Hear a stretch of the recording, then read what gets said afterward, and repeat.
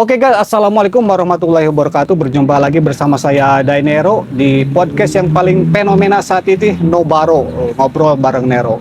Jadi hari ini kita kedatangan tamu yang sangat luar biasa, yaitu seorang ketua Panwaslu Kecamatan Kebon Pedes, Kabupaten Sukabumi, Bapak Dedi Junaidi MPD. Terima kasih Pak Dedi Junaidi atas ketersediaannya datang ke studio podcast saya yang sederhana ini. Terima kasih. Siap, Bapak. badai. Dan seorang anggota komisioner. Terima kasih Pak Dedi Utama. Pak Dedi Sudirman. Oke teman-teman, masih di sekitar pemilu 2024 ini. Kita langsung saja ke Pak Dedi. Pak Dedi, langsung saja ya. Ini kan udah memasuki minggu tenang ya Pak ya. Hari tenang kampanye ya. Sejauh ini Pak, memasuki sampai minggu tenang ini, apakah khususnya di Kecamatan Kebon Pedes, apakah ada kasus pelanggaran kampanye itu sendiri Pak Dedi? Oke. Khususnya di Kecamatan Kebon Pedes, sampai sejauh ini Ya. tidak ada pelanggaran pemilu ya. Tidak ada sama sekali. Tidak ada sama sekali, terutama di masa tenang ini. Bahkan dari sejak awal tahapan atau di masa tahapan kampanye sampai sekarang sudah masuk masa tenang, belum ada ya, atau bahkan kita sebut saja tidak ada ya. Tidak jadi ada pelanggaran, zero pelanggaran. Zero pelanggaran, alhamdulillah. Paling ada bisa dikatakan pelanggaran itu dari sisi pemasangan alat peraga kampanye Padai. Iya itu. Dan itu sudah ditangani dan kita sudah tertibkan hari kemarin tanggal 11 Februari. Jadi masih sekitar ya, pelanggaran alat peraga kampanye aja Pak. Alat peraga kampanye saja. Jadi jumlahnya itu mungkin ada agak banyak atau gimana? Cukup banyak sebetulnya, setiap desa di Kecamatan Kebon Pedes cukup banyak dan sudah ditertibkan kemarin. Jadi tapi sejauh ini tidak jadi masalah yang begitu besar ya kalau untuk alat Tidak. peraga itu. Jadi Tidak. masih bisa diselesaikan di tahap Panwaslu. Bisa diselesaikan. Oke, jadi teman-teman di Kecamatan Kebon Pedes itu sendiri, jadi tidak ada pelanggaran ya, Pak Dedi. Tidak ada pelanggaran kampanye. Nah, untuk yang sangat hangat-hangatnya nih, Pak Dedi. PTPS. Ya. Nah, kan sering viral tuh, saya lihat di media sosial, baik itu TikTok, IG dan Benar. itu gajinya katanya Besar ya. sampai 1 juta. Apa itu benar? 1 juta per hari. Ya. Ya. Jadi memang sahabat-sahabat itu yang viral itu memang sebetulnya kadang itu jadi semacam anekdot ya. Anekdot. Ya, jadi yang memviralkan itu entah siapa pertamanya, tapi memang kebanyakan KPPS ya. KPPS. KPPS yang diviralkan. Oh, iya, untuk teman-teman sendiri mungkin banyak yang tidak tahu bahwa ada dua, sebenarnya ada dua ya. Ada dua. Ada PTPS dan KPPS. Iya. Dan yang viral itu KPPS. KPPS. Berarti bukan di bawah Pak Dedi ya? Bukan di bawah naungan Bawaslu. Berarti di bawah naungan KPU. KPU. Jadi KPPS itu apa ya? Kepanjangan dari kelompok penyelenggara pemungutan suara. Oh, jadi itu semacam panitia ya, Semacam penyelenggara. panitia. Jadi kalau PTPS itu pengawas, KPPS itu penyelenggara. Jadi ini untuk meluruskan kepada semuanya teman-teman bahwa ada KPPS, ada PTPS. Jadi yang viral ini KPPS. Nah, itu apa benar gajinya 1,2 ya? Iya. Jadi gini, Padai, dua-duanya sebetulnya penyelenggara. Baik KPPS yang di bawah naungan KPU maupun PTPS yang di bawah naungan Bawaslu. Sampai turunannya tingkat kecamatan Panwaslu, kemudian ada di bawah setiap TPS-nya pengawas TPS atau disingkat PTPS. Itu sama-sama penyelenggara juga. Iya, kalau dari sisi penyelenggara. Iya. Kalau dari sisi gaji yang viral itu sebetulnya memang benar. Mungkin benarnya itu begini. Karena dianggap kerjanya 1 hari gitu ya. Iya. Karena dianggap kerjanya 1 hari tanggal 14 Februari dengan salary ya atau honor 1.200.000. Jadi banyak dipiralkan itu berarti 30 hari sekian. Iya, jadi sehari aja sudah sampai 1 juta. Apalagi kalau apalagi kalau 30 hari atau setahun. Sehingga dipiralkan setelah dilantik KPPS langsung bisa beli mobil. Padahal itu kerjanya cuma sehari itu aja ya. Kalau kerjanya sebetulnya sejak di SK-kan sampai selesai. Jadi sekitar 1 bulanan. 1 bulanan, termasuk baik PTPS maupun KPPS. Iya. Jadi selama 1 bulan itu ada pelatihan mungkin berapa hari? Ada BIMTEK. Iya ada yang BIMTEK juga ada ongkos ininya Bang. Ada uang bensin. Ada. Sekitar berapa per sekali BIMTEK itu sekitar berapa? Kalau KPPS sama PTPS beda atau mungkin beda. di wilayah lain kalau misalnya ada yang menonton. Jadi sahabat, sesuai beda. wilayah apa gimana? Kalau KPPS dan PTPS bedanya berarti sesuai kebijakan instansi ya. Tiap daerah masing-masing. Enggak, instansi artinya KPU sama Bawaslu mungkin beda. Enggak, kalau KPPS tiap daerah apa sama? Bisa jadi beda karena bisa ada juga kan sempat viral KPPS Jawa Tengah sekian, KPPS Sukabumi kok segini misalkan. Nah, pun demikian juga dengan PTPS dan KPPS saja berbeda. Kalau PTPS kan kemarin itu ketika satu kali BIMTEK gitu ya, kegiatan yang formal diberikan surat undangan itu 100.000 setiap kegiatan. PTPS itu. Untuk PTPS di bawah Panwaslu. Jadi sampai hari H tuh memakan waktu berapa kali BIMTEK, Pak? Kalau PTPS? Kalau PTPS itu 2 kali sebetulnya. 2 kali BIMTEK. 2 kali BIMTEK. Kalau KPPS beda lagi? KPPS beda lagi. Beda itu di KPU berapa kali mungkin ya Pak Dede? Kalau ini ada beberapa kali ya. Ada berapa kali Pak Dede untuk KPPS? Mungkin Pak Dede mengetahuinya bagaimana? Kan itu bukan ranah kita ya, jadi hal-hal yang seperti itu ranahnya KPU ataupun ranahnya teman-teman kita yang ada di PPK ataupun PPS begitu. Jadi kalau untuk pertanyaan tentang PTPS, insya Allah kita mengetahuinya dan kita akan jawab. Jadi begitu ya teman-teman. Jadi untuk meluruskan kesalahpahaman bahwa kerjanya itu 1 hari kalau kerja di hari hanya itu, tapi sebelum itu mereka juga sudah BIMTEK beberapa hari, total selama 1 bulan sudah ada persiapan ya. Sebetulnya kerjanya bukan BIMTEK saja Pak Dai. Ya, Pak. Jadi ada beberapa kayak misalnya kalau PTPS nih, pengawas TPS. Jadi tugas pengawas TPS ya jelas dia mengawasi dari mulai persiapan TPS sampai nanti pemungutan suara, bahkan kotak suara bergerak dari TPS ke kecamatan. Itu tugas PTPS tuh, tugas PTPS gitu. Tapi yang 1, sekian tuh diberikannya 1 kali kan Pak ya? 1, sekian tuh diberikan 1 kali. Oh ya, jadi ini untuk meluruskan kepada teman-teman semua bahwa yang 1, sekian, 1,5 atau 1,2 tuh tidak diberikan setiap hari selama 1 bulan ya, jadi 1 kali per hari H. Jadi nggak dianggap bahwa itu 1 hari sebenarnya Mbak, bisa dianggap itu kerjanya sebulan sebelum hari H aja. Sebulan sebelum hari H sebetulnya. Sebetulnya semenjak di-SK-kan saja. Semenjak di-SK-kan sampai kalau nggak salah itu 21 hari sebelum dan H-1 setelah 7 hari itu gitu. Kerjanya jadi itu semoga menjawab pertanyaan pada rekan-rekan semua. Nah, untuk anggaran Pak, untuk Bawaslu sama KPU apakah digabungin atau berbeda? Berbeda. Ya, berbeda. Walaupun sumbernya sama. Sumbernya kan sama kan dari pasti dari atas ya. Itu besarnya beda juga. Beda juga tentu saja karena kan beda peruntukan dan beda kegiatan ya. Bisa disebut beda kegiatan.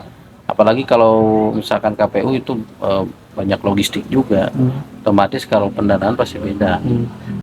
Nah, Pak Dedi, di masa tenang ini apa yang harus dilakukan masyarakat selama masa tenang kampanye ini Pak Dedi? Mungkin ada. Nah, kalau bicara masa tenang, memang masa tenang ini diperuntukkan untuk masyarakat supaya tenang dari hiruk pikuk kampanye. Jadi segala bentuk kampanye dihentikan ya? Dihentikan sehingga jadi harapannya masyarakat tenang sebelum masa hari H pemilihan suara. Nah, iya sebetulnya kalau berbicara parpol ataupun para calon sekarang tidak tenang. Karena mereka tidak bisa berkampanye. Iya. Pun demikian penyelenggara apalagi pengawas harusnya tidak tenang. Kenapa? Karena harus mengawasi. Nah, makanya di masa-masa hari tenang ini atau masa tenang ini biasanya suka ada saja nih para peserta pemilu, para calon itu yang nyolong-nyolong, yang nyolong-nyolong mengumpulkan masyarakat, kemudian menjanjikan kepada masyarakat warga untuk betul. memilihnya dengan misalkan imbalan sekian, Atau kalau misalkan di tempat sahabat semua sama peristilahannya itu ada serangan pajar gitu Nah, kan. iya, iya. Nah, itu biasanya Itu termasuk dilakukan pelanggaran berarti ya? sangat pelanggaran. Itu Apa? pidana Nah, pemilu. untuk hal itu apa yang dilakukan jika mengetahuinya Ya. kedapatan melakukan serangan pajar? Masyarakat. Kepada masyarakat. Segera laporkan ke Panwaslu terdekat di kecamatan, nanti akan diproses tentunya dengan membawa bukti-bukti ya. Nah, tindakan itu mungkin apa hukuman apa gimana dari Panwaslu itu sendiri berbentuk Jelas apa? ada hukuman pidana nanti Pidana, ke peserta pemilunya ya. Oh jadi Pidananya pidana pemilu. teman-teman ya, bahwa serangan pajar itu ternyata jika ada yang melaporkan dan diketahui terbukti ya, itu melakukan pelanggaran yang berat bisa dipidanakan, Pak De. Bisa dipidanakan. Ya, mungkin nanti di-share di sini sumbernya nanti. Iya, iya, iya. Bukan hanya pidana, Pak, tapi termasuk denda juga. Nah, selain itu apalagi kira-kira yang harus dilakukan masyarakat selama Minggu Tenang ini? Ya, yang pertama masyarakat harus berhati-hati atau jangan mudah percaya kepada para calon ya. Jangan mudah percaya janjian Tentukan itu ya. pilihan sahabat semua. Jangan golput, Pak ya. Jangan golput, jangan buang-buang. Ya, tentunya jangan sayang sekali ya hak pilihnya, jangan golput. Tapi juga tadi jangan mudah percaya, jangan sampai hak pilih kita dibayar dengan harga yang sangat murah. Nah, ya, 50.000, 100.000. Betul sekali, betul. Saya setuju itu. Misalkan satu suara yang kita berikan pada hari H pemilihan itu sangat berarti untuk kesejahteraan bangsa dan negara kita, kemajuan bangsa dan negara kita. Jadi jangan mau dibayar 50.000 ataupun 100.000, bahkan sekarang ada yang berani misalkan 150.000. Jelas ini merupakan sesuatu hal yang tidak diinginkan dalam pemilu. Betul. Pak Dede nih, ke Pak Dede. Ya, siap.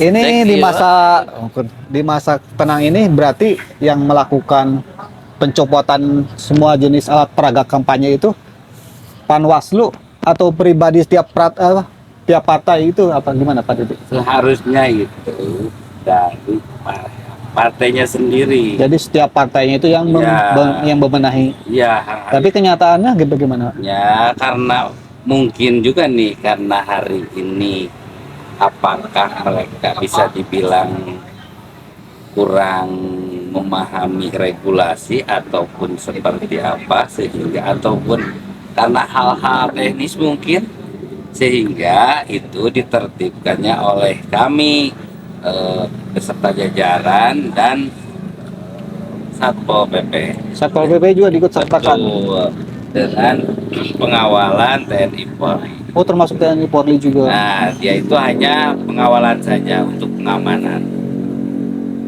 Tapi sampai saat ini sudah berapa persen Pak kira-kira yang alat peraga yang dibenahi di sekitar? Kalau APK Kebon Pedes kayaknya hampir 98%.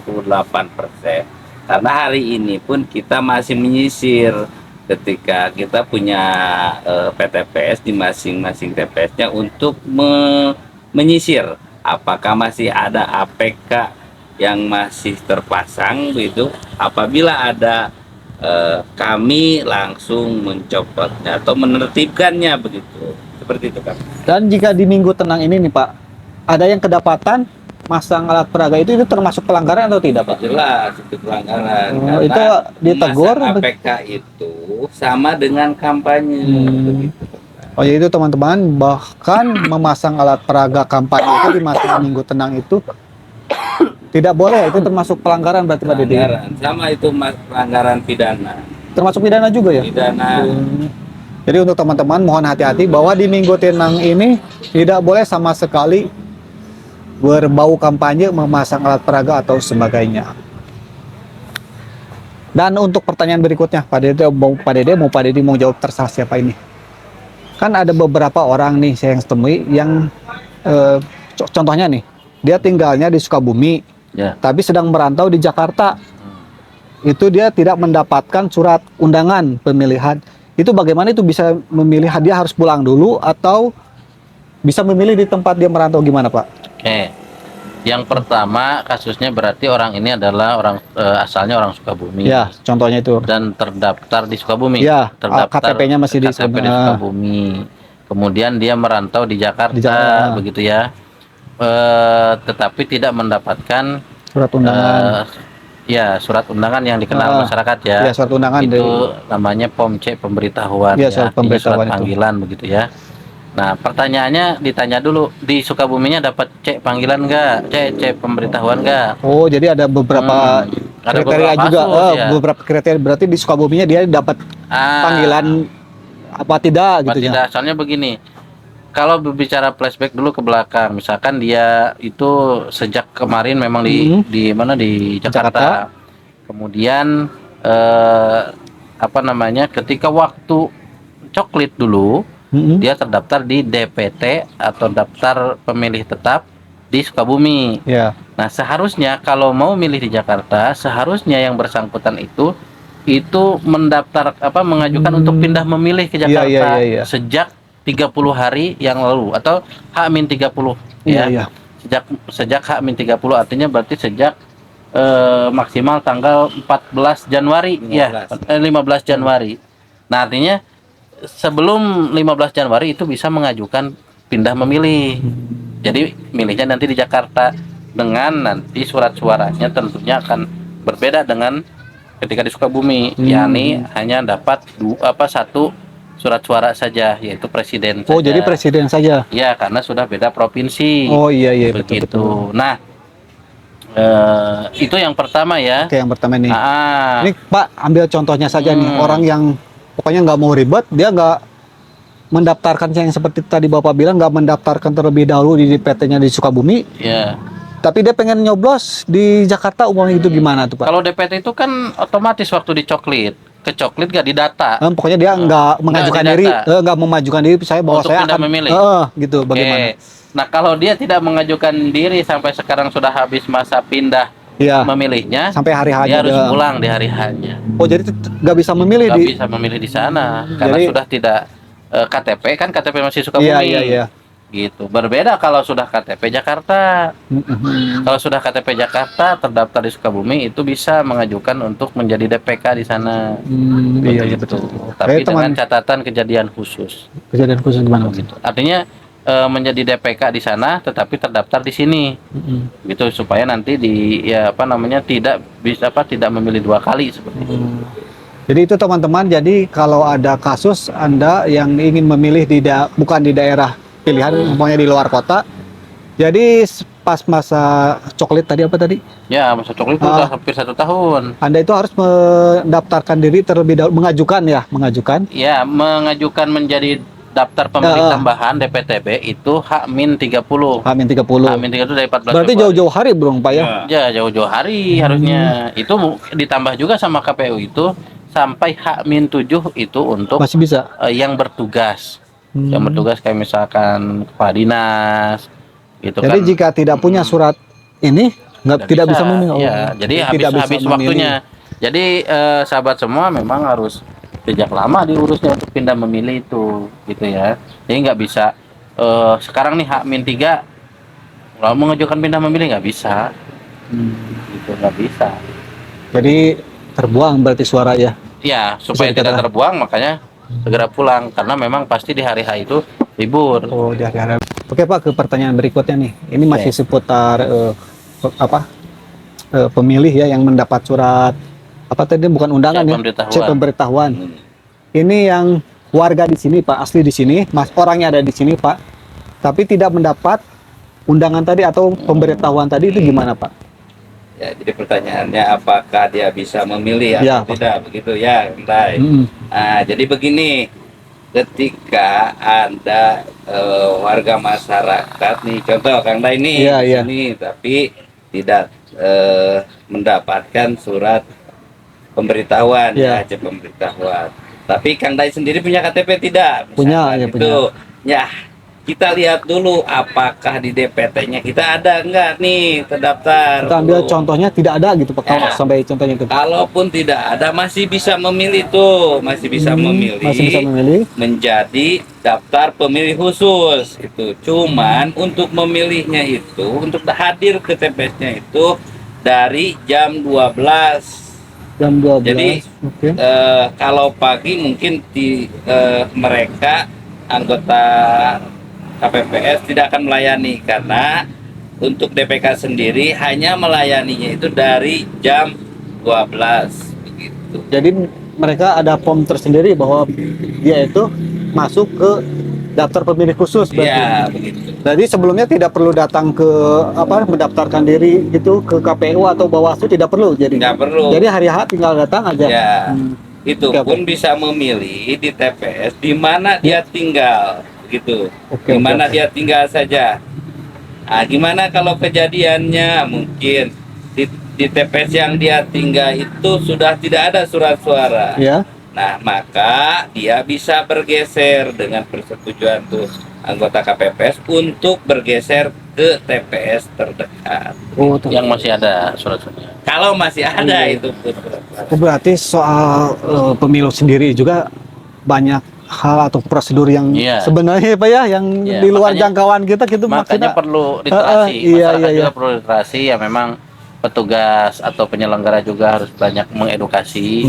Ya, seperti tadi misalkan yang menjadi DPK tadi, daftar pemilih khusus yang di bawah yang di atas jam 12 gitu ya. Iya, iya. Itu kalau dulu ketika di TPS tersebut kurang atau habis surat suaranya, kemudian mau jadi DPK, kalau dulu itu tinggal bersurat atau berkoordinasi antara KPPS dan KPPS sebelahnya dan terdekat jika masih ada surat suaranya yang ditarik ke TPS yang bersangkutan yang ada DPK tadi. Kalau sekarang orang yang datang ke tempat pencoblosan misalkan di TPS tetangganya yang masih ada surat suaranya. Makanya harus banyak literasi, aturan juga menjadi update. Betul sekali.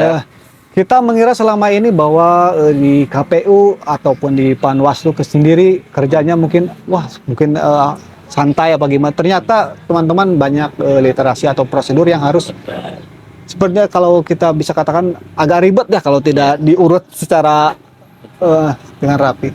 Oke, terima kasih Pak Dede, terima kasih juga Pak Dedi Junaidi telah hadir ke podcast saya sederhana ini. Karena waktu yang sangat singkat itu waktunya lagi. Masih ada sekitar waktu tambahan 3 menit. Silakan Pak Dede, ada kata penutup atau himbauan untuk masyarakat? Saya pantunin dulu. Silakan. Sungguh manis buah duku. Cakep dong. Cakep.